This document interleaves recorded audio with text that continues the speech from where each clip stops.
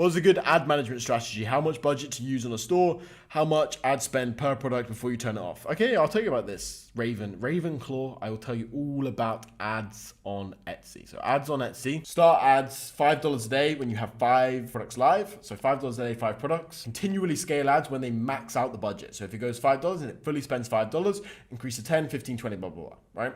Go up in 5s. Initially, and then when you go past 25, it's different. If you spend $3 and it is a below 1% CTR rate, below a 1% click-through rate, turn it off, right? So if it has a 0.9% click-through rate and it's spent $5, turn it off. If it's spent between $12 and $15 and it has made 0 sales, turn it off. Super quick interruption. After you finish watching this video right here, go check out the video that's the top link in the description where I detail exactly how I made over £200,000 from Etsy dropshipping in just 3 months. Go check it out, but watch this video first.